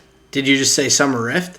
No, Summoner's Rift. Oh, Summoner's Summer Rift. Well, we're about to be going into the second half of the 2021 LCS season. Oh, gotcha. It's like Summer Rift. Is this a band? No. It's not the Summer Split. It's the Summer Rift. It's the Summoner's Summer Rift. So now we're literally just making things up. No, I'm pretty sure I heard that somewhere. That's what Frank said. on his latest patch rundown. Ooh. I miss those. Speaking of, I guess not patch rundowns. Who was the chick that used to do all the, like, Nikasaurus or Nikasaur? Do you remember her? Yes, she was the chick that used to do all the Riot, like maybe it was new champion rundowns or something like that. I forget what it was. Well, they tried a bunch of different like ways of how they were like gonna get that information to people. They tried the like sit down couch, almost like a podcast approach, and that was kind of weird because like we just want to know what their abilities are. Yeah. But yeah. If I remember correctly, there was a young girl on that Asian guy that did it. Yeah, Nikasaur. It was her. Okay. Was her name? I just not That's not the same like Nico Lol, that Boomer singing girl. Right? No. Like, okay, Boomer. No, that is she is signed as she's a content creator and streamer for 100 Thieves. I don't know if you realize that. Sick. Nice. She plays some different games and whatnot, but yeah, she got signed by 100 Thieves like a year ago, and everyone was like, the OK Boomer girl got signed to fucking team as a content creator. She's like an esportser, dude. She's a gamer. Yeah. That's crazy, man. That's crazy. Yeah, I forget what she normally plays. I know she had done some. I think she had done some different Among Us and stuff like that. But yeah, it's so easy to be a streamer when you have games like that available. Like, come on. But she, I think get in a hot tub and fucking retire. I think she plays some League. I think she plays a bunch of different stuff. Right. Sick gamer girl, man. Get it. Yeah, get that paper. Hey, get it. Get that bread. Okay, so her main games I just looked at League of Legends and Dead by Daylight, which I don't even know what that is. Dead by Daylight, it's like a horror survival game thing where you play as like a survivor or a killer. And if you're a killer, you try and like run away, or if you're a survivor, you try and run away, and if you're a killer, you try and hang these people on meat hooks. Interesting. Yeah. So those are her two most common games, I guess she plays. Call her meat hook. She loves it. I think she prefers to go by Nico. I don't know, dude. I don't know. But speaking of the summer half of the League of Legends LCS season. We've got that coming up on Friday. Anything you're looking forward to in particular, or just for League to be back in North America? I mean, I'm a big TSM fan. You know, the boys are back again. We're gonna win it. Hey, I mean, they had a pretty solid season. They were right there, almost made it to MSI. They were like just on the outside. They finished what, third? Yeah, but it was like third out of. They were like the third best team out of 3 teams, right? Like I honestly think kinda. Okay, I'm gonna put TSM on a probation period for my fandom. And I'm going to adopt Cloud9 as my team until I see Power of Evil and the crew play Zillion. Yeah, until I see them play Zillion, then I'll come back. But no, it's just like it really is. The glaring weaknesses of the team were very obvious when Doublelift and Bjergsen were not there anymore, and you could tell they were like trying to play the same style without the same type of players to facilitate it, and that got these like really weird drafts and 06 at Worlds and just the most like uninspiring end to a season. That left like a really bad taste in my mouth. So I'm not going to be the blind TSM fanboy anymore. Honestly, I think I'm going to judge it on performance. Huni and Sword Art need to play better. Those were their, in my opinion, most apparent weaknesses. Power of Evil was Power of Evil is that consistent guy. He is he's not a Bjergsen who's going to hard carry games typically, but he is the guy who will sit mid lane. He won't lose lane. He'll be consistently impactful. He's not going to fall behind. He's going to be like in a good position.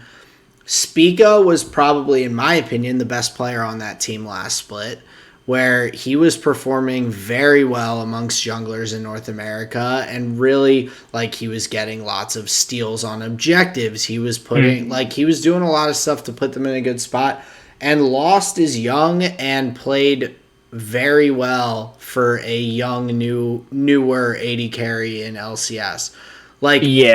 Huni and Sword Art have been around for a long time, and they did not impress me very much. From an individual play standpoint, sure, but I think the thing that TSM is lacking most is like their mid to late game shot calling. Like they just didn't know what to do, and so many of their games were lost just straight off the back of a bad fight, a misposition, and then it was over. Yeah. So like I need them to make just like better decisions in the later stages of the game, which ultimately may be an indictment of the format that they play in to begin with, because they're just playing these best of ones, like they never get into an environment where the games are going exceptionally long on a regular basis and they have to learn like how to split push and how to, do the Elder for Baron trade or the Baron for Elder trade or like whatever it is, like whatever those tough decisions are, it doesn't seem like they have good experience with learning how to maneuver around them. Mm-hmm. So they just get caught in like these weird like dragon setups, and Spica gets picked before dragon, and then they don't have a smite, and then and now it's all over. And it makes me wonder if that is I think that is kind of a North American issue as a whole for League of Legends, because Cloud9 at MSI, like their different team comps and stuff like that, they were just not playing it out to their strengths and everything. And that, like, with TSM, I feel like they were putting themselves in positions where they were having stronger early games, being in a good spot, and then either, taking these fights that they were either outmatched in terms of team comps and things like that, or, making missteps and whatnot, which happens. Yeah. But, like, I think in North America, a big issue that I see just in general is, like, the team comp picks and not playing to the teams, like, what they're looking to do. Like, when you have a solid person like Power of Evil that's going to be consistent, and you have Huni who has the ability to play the solo very well and all, like, I feel like there's the ability for you to draft comps that, like, play towards those strengths, like, play towards the top side to where Huni can have advantages and split from the team, do some 1-4s, force different sides of the map to try and make, like, there are different ways to play out that mid to late game than to just, like, hope that you win a team fight at a big objective and then like it's a coin flip. Like, that's not what you want to do. And I feel like Cloud9 did it at MSI. They had a game where they were playing, the other team took Baron and they wiped them, and then they go down to Elder. Cloud9 takes Elder and gets wiped and loses the game. Like, that was brutal. Like, I think it was Damon. But anyway, like, you have to get some better macro in the region as a whole if we're going to compete at Worlds well. Mm-hmm. And I do think that right now it's kind of a 3-team race. Like, Dignitas and 100 Thieves have even more glaring weaknesses as the 4th and 5th best teams in. Yeah. Hey, they were one game back from, both of those teams were only one game back from TSM and Team Liquid. Well, I know, that's what I'm saying. Like, and if I'm not thinking too highly of TSM, like, there's no way I'm gonna rank those teams, like, say, like, oh yeah, well, they had a great split, you know what I mean? So there are some glaring weaknesses that I'm hoping to see some improvement, at least in the top teams of North America. Mm-hmm. Because if we don't improve, it's going to be tough looks at Worlds. Like, I don't think as a region we can keep up the like illusion that we're the 3rd best region in the world. Like, we're not. We're not even the 4th best region. We're probably not even the 5th best region in the world. We might be the 5th best. I doubt it. If we go 5 games against an LMS team... Wait, who are you thinking? I was thinking China, Korea, EU, LMS, NA. 5. Right. Okay, so they'd be 5, nowhere close to 4. Yeah, I was trying to see where you're, 6'3", if you were putting, like, CB Lowell ahead of Oh, no. Like, I was like, wait, why would C9 be 6th? Far down. I don't think we're that far down. Because, like, all you've got there is now, like, Japan, Pacific, or Oceania, whatever that is now. Right, it's on OPL, and so I was like, okay, 6th? I was like, who is this? But even against Oceania and Japan, in a best of 5, we don't win every game. That's not a stomp. Oh yeah, no. We're You know what I mean? we're not we're like we're a solid fifth, but we're not like a fucking definitive fifth best. Right, Like there's right. like I could see if Cloud9's the best team for NA at Worlds, like just say the other teams, who knows? The other two teams that are coming from NA, one's going into the play-ins still. Right. Maybe they don't make it out. I don't know. Who knows? But I mean, but the more we're talking about it, the more it looks like NA's not a top region anymore. they're a top 10 region. They're top 5. They're a top 5 region. Top 10 for sure. Hell yeah. But like that sucks, man. Just like That sucks. Belter, top 10 mid laner in North America. I think he is. I think he's one of the top 10 mid laners. I really do. I do too. Yeah, he's easily in the top 10 if you ask me. Top 10 for sure. Yeah. But yeah, LCS is back. Sorry that we're probably being a little bit of a downer for any North American League of Legends fans. We're being realistic. We're being realistic. Yeah, that's what I'm saying. Like, we gotta cut the illusion. We're not we're not fucking Olaf Meister and Simple here. Like, we're not just winning everything. We have potential, and we will hopefully improve throughout the season. But without fixing some glaring weaknesses that we have been, especially seeing Cloud9 at MSI, I think pointed out some glaring weaknesses for that team, which I think will be extremely beneficial for them.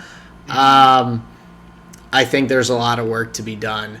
But I think the most exciting thing about the LCS summer half of the season is that FlyQuest got a new logo. Oh, I didn't even see it. Is it cool looking? I like it. I'm linking you now. I'm linking you. Hell yeah. Just pull up the schedule and you'll see that FlyQuest Academy is playing against CLG Academy right now. Oh, it's like a little leaf. It's a little leaf. They've been doing all these environmental things with different fundraiser type deals to fund helping the oceans, planting trees, everything. They're getting real into the nature and environmental side. I really like that logo. I think it looks pretty cool. dope. I dig it too. It's clean. Very clean. At first, I thought they were sponsored by Robinhood. Oh God, no! Isn't that like their logo? Basically, yeah. Yeah, that's funny. Fuck them. But super clean logo. I like it. Yeah, I like that. What was I gonna say about NALCS? Yeah, well, to your point about NALCS, I really think the thing that would have to happen is a systemic change of approach to look at like their losses and practice and training and sets and this and that, because like at the end of the day, I mean, if I've said this once, I've said it 100 times. The best of one format throughout the season does not set you up well to go to an international tournament where these other teams have played literally 3 times the amount of games that you have in a more competitive environment. And just in general, this has been a systemic issue in North America for a while. Every year. I mean, Monty has been talking about this since he was a coach in CLG. Thorin talks about it all How the time. long ago was Monty a coach of CLG? What was that, 2013? A while ago, and he was one of the biggest proponents of the Korean boot camp, along with, Reginald and Jack. Yeah, he coached for CLG in 2013, 2014. Gotcha. So, he's been saying it, so it's been, 7-8 years now since that, and North America still hasn't been able to figure those things out. I feel like been slowly declining a little bit after a little bit. Yeah, for sure. Ever since Double Lift said that, we started playing League of Legends 2 years earlier than Korea, they'll always be 2 years behind us. It's been downhill from that point, so it's all Double Lift's fault is what I'm He cursed us. He did. Goddamn double plug. So, but yeah, LCS is back, ladies and gents. We'll be following that a little bit throughout the season, giving you guys updates on what's going on. Games on Friday, Saturday, and Sunday. 15 games this weekend.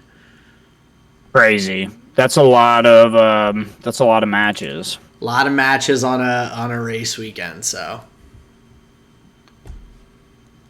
but I guess that leads us kind of into our final segment for the day, which is going into your commander deck that we have for this week. We've got Mr. Guillaume, the Master Chef. That's an interesting way to say that. I kind of like that. Guillaume? Guillaume. Yeah, I've been saying it Guillaume. Oh. But I kind of like Guillaume. Guillaume sounds better. I just winged it, so. Hey, dude, that's fine. Yeah, I mean, I'm no fucking English expert. I don't know. So, yeah, we've got Guillaume, the Master Chef. He introduces one of the different... what would you call that, Justin? Abilities? Not abilities. Mechanics of the game of Magic the Gathering, a newer thing called food. It was introduced in Throne of Eldraine, which was like a year and a half, almost 2 years ago. Yeah, so a newer mechanic to the game, very new compared to just the whole of Magic the Gathering, since that started back in the early 1990s, I believe 93. So, new mechanic of food, and a lot of these cards that you have in here I was looking at, from the sorceries to I think even some of the enchantments and all, play into the food. So I'm kind of curious to see how exactly that works with this deck, what the food's main goal is, and I guess kind of how that contributes in. So, sure. And then also for all the ladies and gentlemen, Guillaume is a black and green commander. So another new color combination that we have not previously looked at. As Justin had said the last time we did a deck tech, he has made a deck pretty much for every color combination that there is in Magic right now. So so it is a new one. So, can you hear me okay? Yep. All good. All right. So first of all, let's talk about the commander. So we have Guillaume, Master Chef. So we got 2, a black and a green, for a 5/3 legendary troll warlock. So he's got trample. At the beginning of your end step, create a number of food tokens equal to the number of non-token creatures you had enter the battlefield this turn. 1 generic mana, sacrifice a food, target creature gains indestructible until end of turn, tap it. So basically that's saying if something's about to die, you can save it by feeding it. Okay. Now, what exactly is a food, you might ask? A food is an artifact token where you can pay 2 mana, tap it, sacrifice it, to gain 3 life. What does food do for you? It sustains you. It gives you life. So these are my 2 food tokens. I've got a cute little mouse here and this little guy here. Okay, so food are artifacts, and that is what the whole deck is based around: is making food, sacking those foods, and gaining value for sacking them. Now, I don't want to bore you all with the details, but I've picked out, I guess this is 7 of, I think, the best cards in the deck that are going to be doing like the most for the strategy. Now, why are we talking about Guillaume, the Master Chef, tonight? Well, Modern Horizons 2 is coming out very soon, and they have new cards from Modern Horizons 2 that deal in food. So even after this deck tech, I may want to visit the deck again to talk about new cards that got put into it from Modern Horizons 2. Anyway, he was one of the 2021 commanders. I saw food. I was like, I got to build it. I think it's pretty fun. Now, food they're artifacts. So we figured we could use cards that leverage like artifact destruction or like sacrificing artifacts or using artifacts to draw cards, what have you. So we have Marionette Master, she's a creature, and Nadir's Nightblade, who is also a creature. So they both basically say whenever a token you control leaves the battlefield, do some amount of damage to your opponents. So these are two key pieces to where I want them on the battlefield and then just start sacking all my artifacts away. Just get rid of them, sack them to him, sack them to this, sack them to that. So every time they leave the battlefield, I'm pinging my opponents for a little bit of damage here and there. And so with food being an artifact and a number of your cards, I'm assuming utilizing that ability to sack those foods, you are able to use those creature cards to kind of tax your opponents throughout the game. 100%. Yeah, so it's less of like a big life swing and more of like little pings over the course of the damage, and then try and knock them out with a bigger swoop. Now, one of the key cards here that's going to do a whole lot for me. We have Reprocess. So it's a sorcery for 2 and 2 black. It says sacrifice any number of artifacts, creatures, and or lands. Draw a card for each permanent sacrifice this way. So if I need to get a bunch of cards into my hand or maybe get a bunch of damage down on my opponents, I can literally just sack my whole board to this card, dealing damage and drawing cards at the same time. So I really think Reprocess is probably one of the best cards in the deck, just because it's kind of doing exactly what I want it to. Nice. So we've talked about a good card draw. We talked about how we're dealing damage to our opponents in the deck. We have Sanguine Bond. It's a 5-mana enchantment. It says whenever I gain life, target opponent loses that much life. So if I'm ever cracking these foods just for 2 mana, gaining 3 life, with that on the battlefield, I can say, I gain 3, you lose 3. I gain 3, you lose 3. So it's like a little bit of a vampire effect, like kind of blood sucking from people.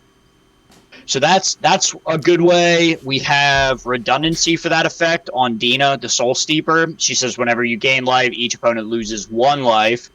So with her out, we would want to like do it more often instead of like big swings. Like with Sanguine Bond, if we gain 13 life, we can ping somebody for 13. But with her, even if we gain 13, we're only draining them for 1. So we want to use her a little more frequently to get the damage down. Gotcha. Okay. The next one I want to talk about is Trail of Crumbs, which is a 2-mana enchantment. When it enters the battlefield, make a food. And then it says, whenever I sacrifice a food, you may pay 1. And if you do, look at the top card of your library, you may reveal a permanent card from among them, put it into your hand, put the rest on the bottom in any order. So the idea is when I'm sacking foods, I can use this to hunt for more creatures, to make more food with my commander, to then just keep the meal going. So that's Trail of Crumbs. That's for some more card advantage. And then the Coup de Grace, the foodiest of all food. We have the Feasting Troll King. I saw him. I was curious where. 4 green. Yeah, he's the big boy. So he has a lot of text on him. 7/6 Vigilant Trample Troll Noble. When he enters the battlefield, if I cast it from my hand, make 3 foods, and I can sack 3 foods to bring him back to the battlefield from my graveyard.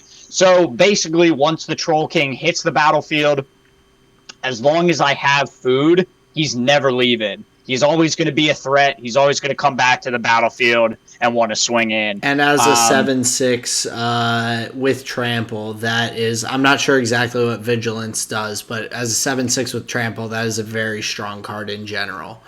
Oh yeah, that's a beater. The vigilance. So if you attack with a creature, when you attack with them, you tap them. Mm-hmm. But vigilance says if you attack with this creature, it doesn't tap. So he could still be a blocker. Oh, that's on, very, opponent's turn. That's huge. Yeah. Right. Yeah. So he's a big boy. So if the artifact food sacking strategy doesn't quite pan out, I can always just utilize the combat step and just pound people with my troll feasting king. Very nice. So this has been like one of the more exciting decks to build. I really love the food mechanic. I thought it was pretty cool in the set that it originally came out in. There wasn't like a whole lot of ways to use it, but now we have this green-black commander for food. We're going to get a whole lot more food love in Modern Horizons. So I had a lot of fun building this deck, and I think I'm going to have a lot of fun making some swaps for the deck as well to really hone in on the food mechanic. Definitely. No, and it's cool that they're kind of, since they've added it, going to continue to add additional food-related cards and different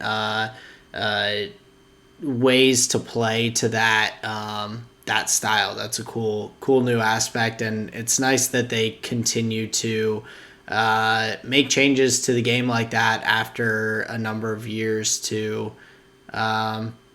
keep things spicy a little bit. Yeah, and especially even for new players, like it's cool where pretty much every set, or at least every other set, I'm finding like new things that they're adding, or new cards, or new mechanics like food, to just really bring me back in and give me that hunger, to brew more decks and just keep on playing. So yeah, Guillaume was a great breath of fresh air. He was really fun to brew. Nice. We got swap cameras here. Sounds good.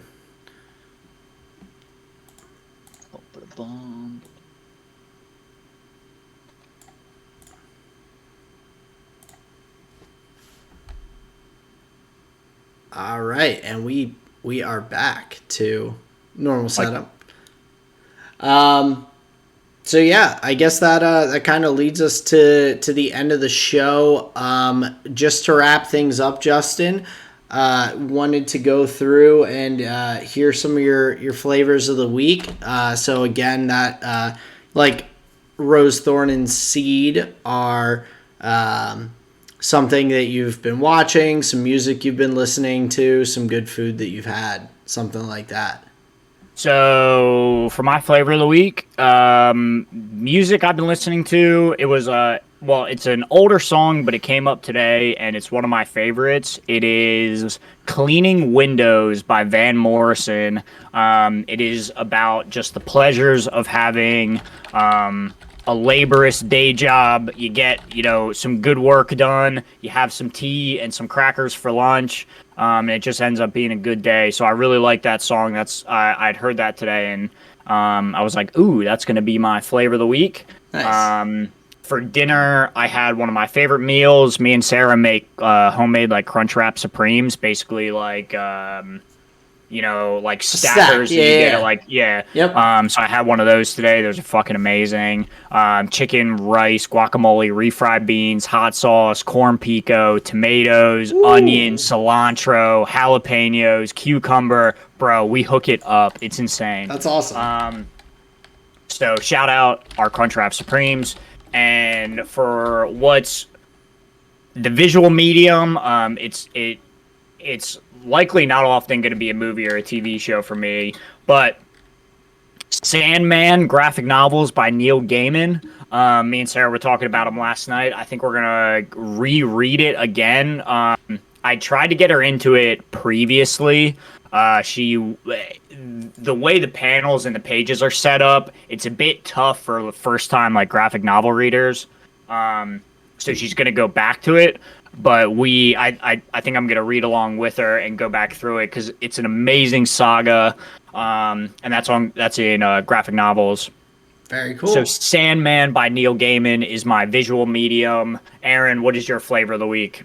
So my flavor of the week for something that I have been listening to. I know I've talked about getting into some folk music a little more. This summertime definitely gets me in that mood a bit. And a song that I've come across recently that I really like is called Crossing Muddy Waters. It's I'm With Her, Sarah Watkins, and a couple other artists. And it is... It's kind of storytelling. It's about this woman who she kind of leaves her husband and her child to go off into the world and just go and see life, and how it kind of comes back around, and she's like missing her family and wanting to come back home, and it's kind of a storytelling song, really catchy tune, and I enjoy the music. I like singing on my way to work, and so there's a couple songs that I definitely hone in on and enjoy singing along to when they pop up. That's what's up. That's come up here and there. For some food, one of the things I made for this past weekend for the picnic and Memorial Day stuff that I was at was I've been working on improving my mac and cheese recipe. I've made it with Velveeta for a long time, and it's really good, but Velveeta is not, one, the healthiest, and two, I think I could use better, more real cheeses for it. So I did some experimenting this past week with different mac and cheese recipes and found one that seems to be pretty solid. So people enjoyed it, which was which was solid. So flavor of the week was working on my mac and cheese recipe. Nice. And visual medium, I really enjoy the show Letterkenny. It's on Hulu, Canadian comedy show, and I saw recently that they came out with some more episodes that I hadn't seen, so getting into that a little bit to watch some new episodes, some comedy, and enjoy that a little bit. So. Very cool. I think, that's not the first time I've heard you talk about Letterkenny. I might have to spend some time, because I've watched bloopers on YouTube of just clips of their episodes, and every time it's hilarious. So but good. I've never watched a full thing. Yeah. If you don't have Hulu, I'll hook you up with my my login. We do. I appreciate that though. Gotcha. That's what's up. So, yeah. But yeah, I guess that kind of brings us to the end of today's show. Justin, you want to take us out of here for the ladies and gentlemen?